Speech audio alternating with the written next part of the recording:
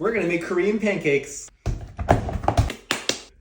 Dirty little girl. I was basically eating pizza every single day. Looks just like your mom. I overdid fat loss. Eating too clean and you're restricting yourself. Caffeine pills, those fucking green tea fat burners. We're gonna make Korean pancakes. Here's a sweet Korean pancake mix, the yeast, and the jam that goes inside. The instructions are pretty much in Korean. They left English instructions right below the Korean ones. So we're gonna make a whole batch and basically meal prep it for post-workout for the following week because I'm craving pancakes and I like to have pancakes on Saturdays. Place warm water, yeast, and sweet Korean pancake mix in a bowl and knead for 5 minutes. Okay, I think we're gonna need a bigger bowl. Now the yeast. Give that a whirl. 180 milliliters of water. It's like hot water. It's not warm water because I'm gonna be kneading this and it's hot. I was afraid to touch it because it was fucking literally boiling water. Oh, that's why it says put oil in your hands. I don't have oil, so we're gonna do it the ghetto way. Works for me. I don't know how to knead, so I'm just like doing things that I see on Instagram when people make bread. That's what we have. This is fun. Dirty little girl. Very good, very good. I think that's perfect, right? That looks amazing. I'm a chef. Flatten each ball and add a spoonful of filling, 0.5 ounce to the center. Fold the dough over and press the edges to seal in the filling. Okay. It says 8 pieces. Pop, pop, and pop. 8 equal pieces. Funny story, when I was in college, I worked at a pizza shop. The main reason I got into my fitness journey, the reason I think of pizza is because this feels like I was rolling dough and kneading dough in the pizza shop. When I first started my fitness journey, I was basically eating pizza every single day. I was just slamming hella cheese, having it for breakfast, lunch, dinner type of shit. And I had a very bad relationship with food. Was very close to getting the freshman 15, but not quite, right? I basically scared myself into not having pizza, burgers, the foods that you deem as bad. Because I had them for so long, I was like, I need to imbalance my life in the direction of health before I can come back to having pizza again. I eliminated everything that was considered gluten. And at that point, I was like, should I continue doing this? My ego told me, fuck it, keep trying to lose fat, even though I didn't have any fat to start off with.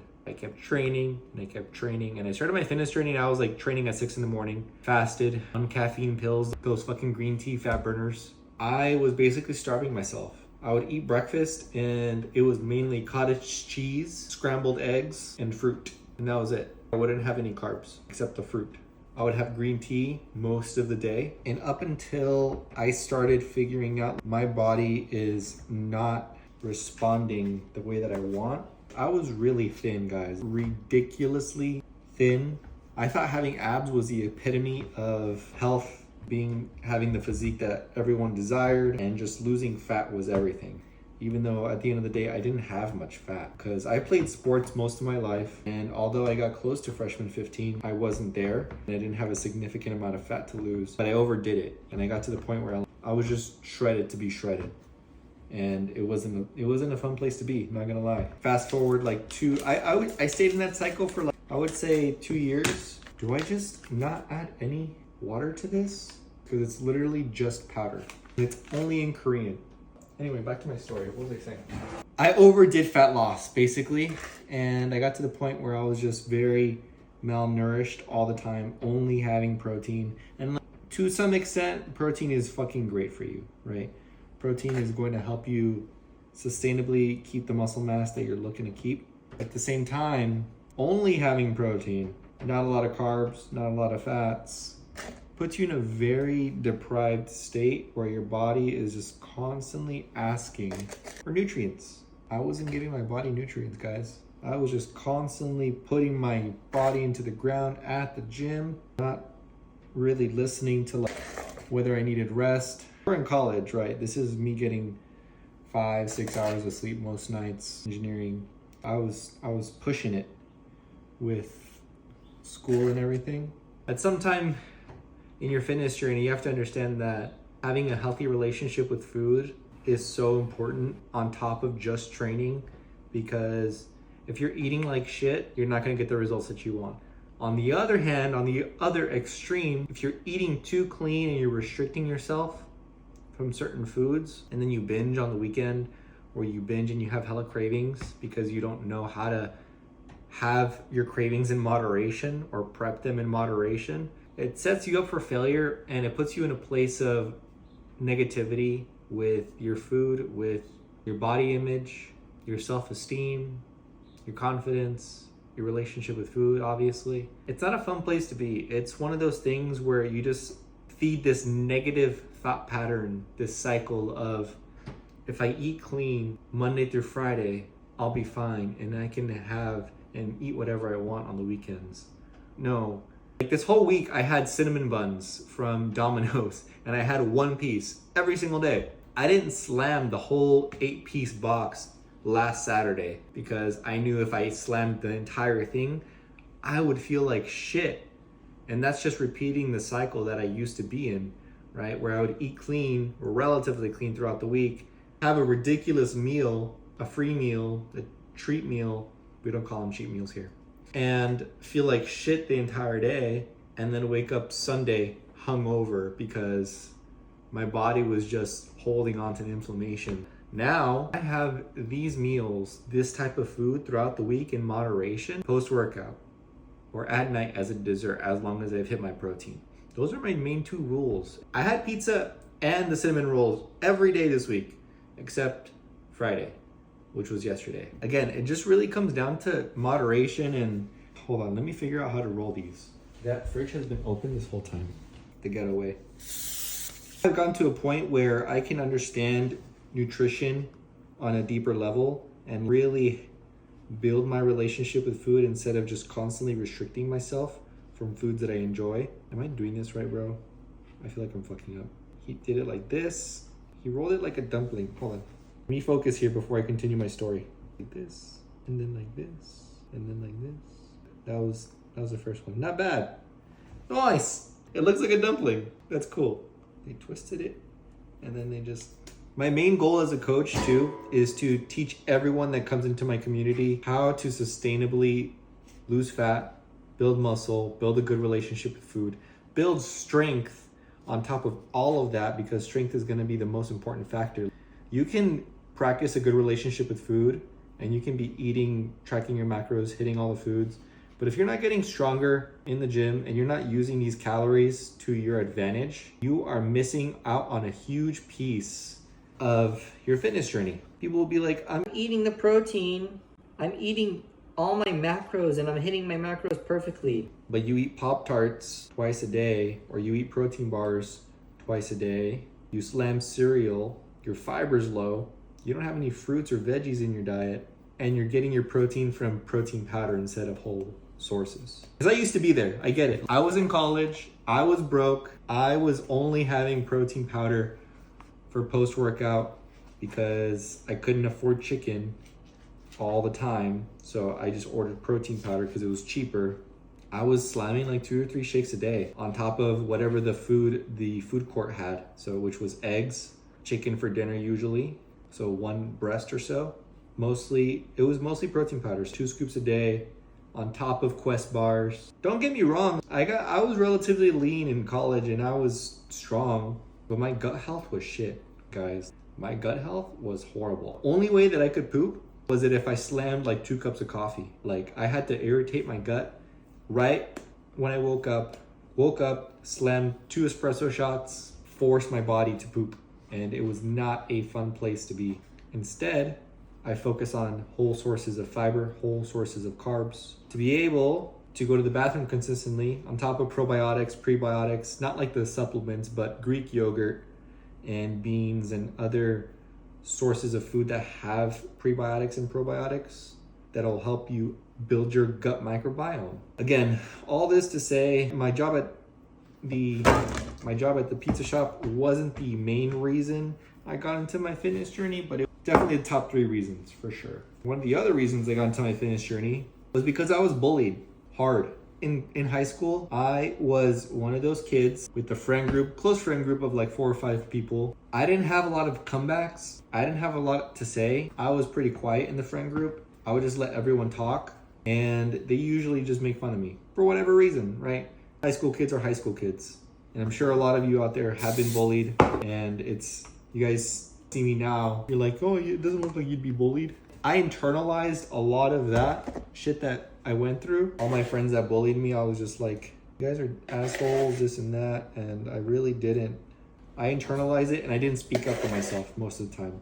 I find that to be one of my trauma reasons why I got into fitness. Was because I wanted to be stronger. I wanted to prove all of them wrong. I wanted to show up like, hey, I'm stronger than you and I can fight you and I can beat your ass if I really wanted to.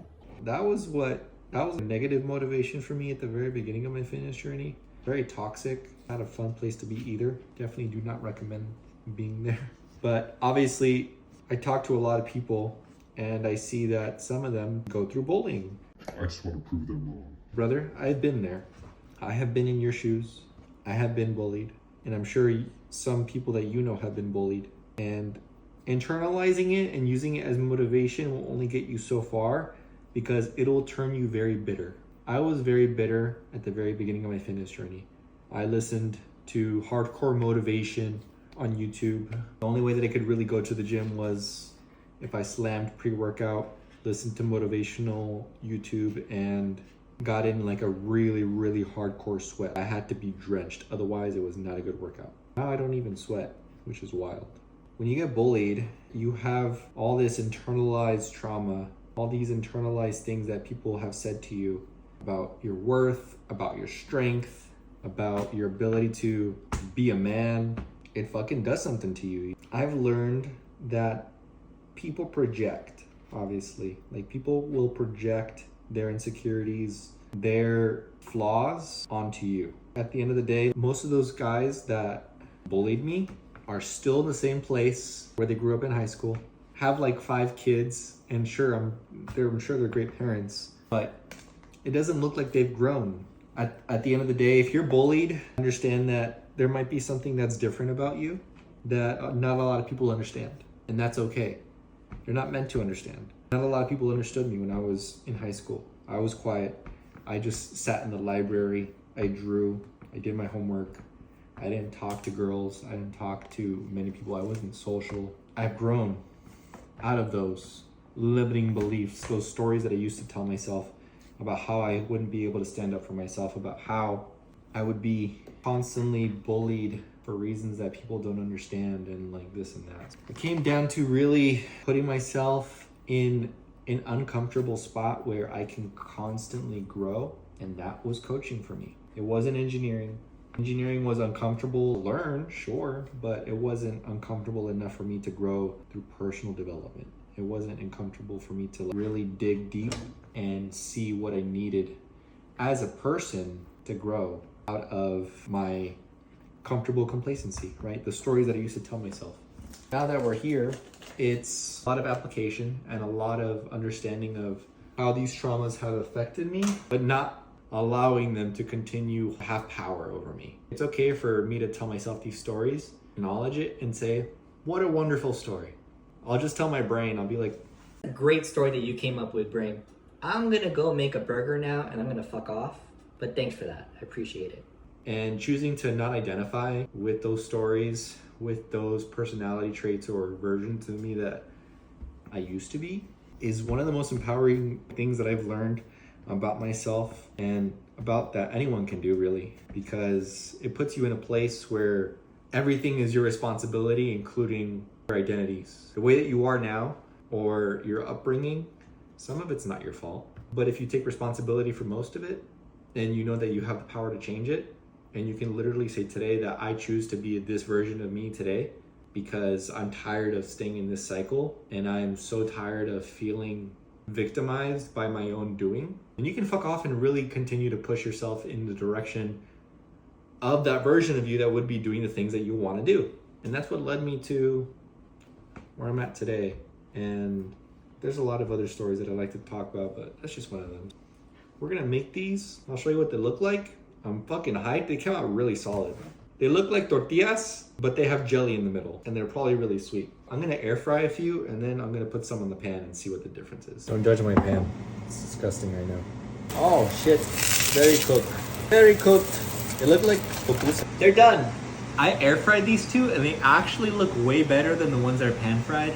Pan fried look like pupusas, which is, I love pupusas, but these look like a baked treat and they look so good. If you ever have Korean pancakes, definitely recommend air frying them. I haven't tried them yet. They're still really hot. I'm gonna have one of each for my post-workout, for my treat today. And I'll probably have some other things. I don't know what I'll have. I might create some tacos or a burger later today. I'm gonna track it as I always do. This is exciting. Not even the vlog. The air fried one and the pan fried one. We're gonna try the air fried one first.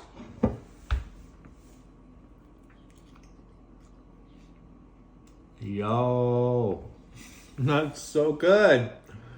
Oh my god, that's so fucking good. That's dangerous, bro. Wow. The pan fry.